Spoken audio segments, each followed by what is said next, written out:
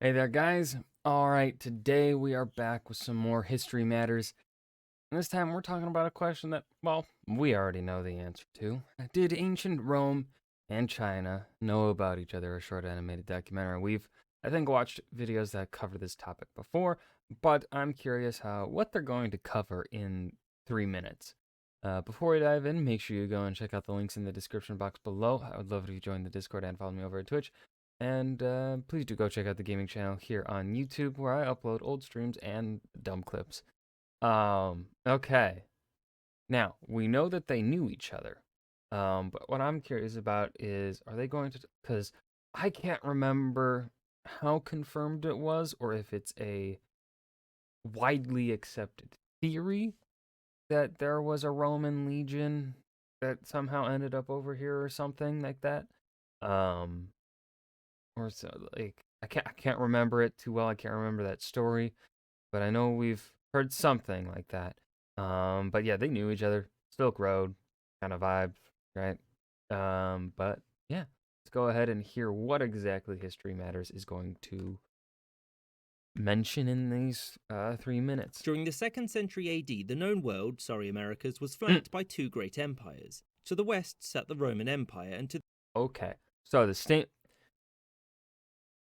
This is a nitpick, and of course, it's just terminology that we've been using for a really long time. Which, right, it's kind of hard to break out of terminology that's been used for a significant period of time among historians. I feel like, and so I don't like the term. I've come to not really like the term New World because again, it's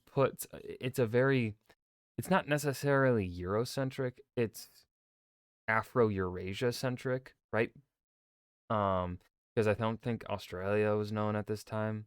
Maybe by the people of the islands here, they knew of Australia. I don't think China and Japan knew about Australia. I'm not sure.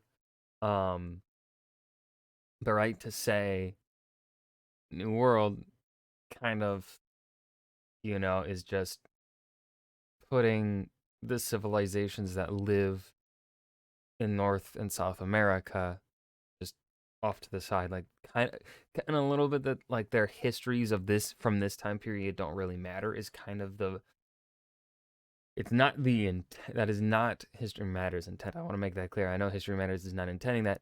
I have ultimately no problem them saying it.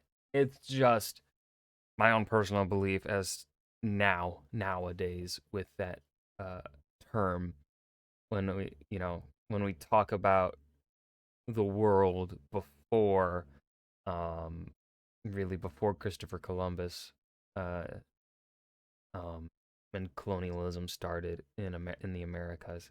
I don't know, they're just new world. I just don't like it anymore.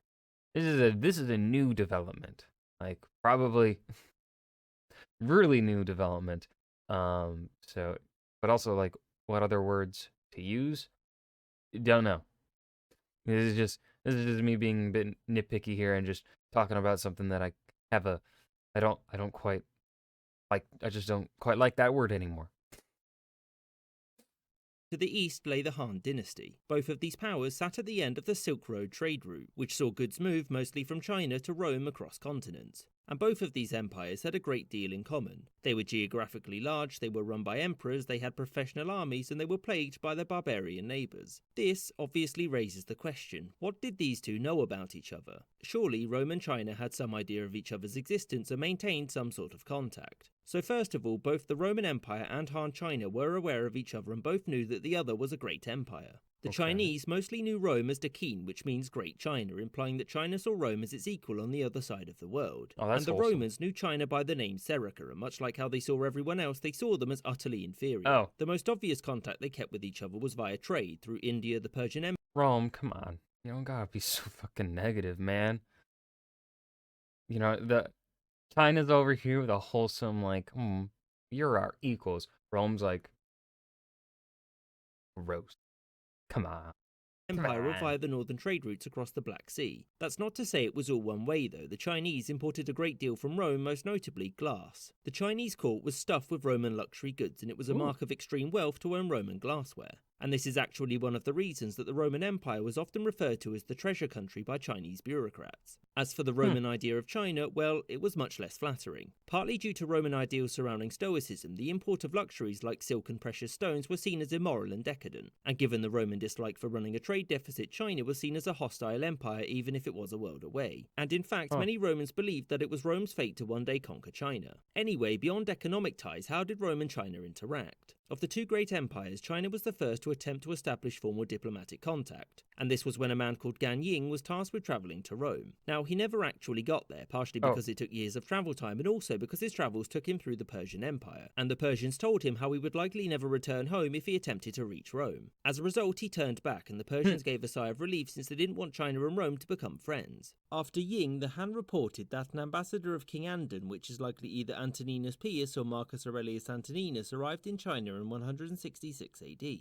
However, the evidence of this is sketchy, and there's no certainty of whether or not the two held formal relations, and in fact these simply could have been traders. And so ultimately there isn't enough concrete evidence to assert that whether or not the two great empires made any sort of concerted effort to talk to one another. The Chinese certainly took a greater interest in the Romans than the Romans did in them, but this didn't mean that the Romans knew nothing of Han China. They knew it was a great empire of immense wealth whose exports affected both the Roman economy and also Roman morality. Whereas the Chinese knew that Rome was also a grand empire and a land of immense treasures. As such, we know that they certainly 100% knew of each other's existence and traded a great deal. I hope you enjoyed this episode and Okay. That was Did Ancient Rome and China Know About Each Other? Short animated documentary by History Matters. This video was good.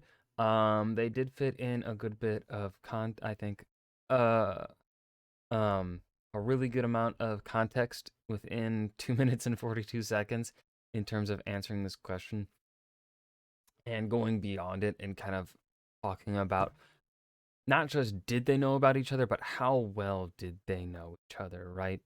And ultimately, what we, I think, can confidently say with the information available to us presently that we are generally aware of, is that they surface level knew about each other.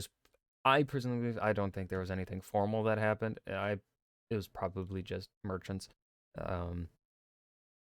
If that, it was, yeah, I think it was just pure informal relations, just trading goods now and then.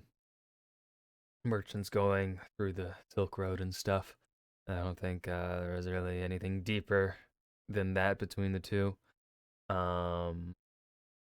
Persia probably stopped that by turning around that one Chinese man. So yeah, it was a good video. Not their best, I don't think, but just this question doesn't really lend itself to really them flexing their I think their strengths. History Matters video strength, as we've seen in other videos that they do, but still good. I hope you guys enjoyed as well. Remember to hit that like button and subscribe for more, and I will see you guys in the next video. Peace.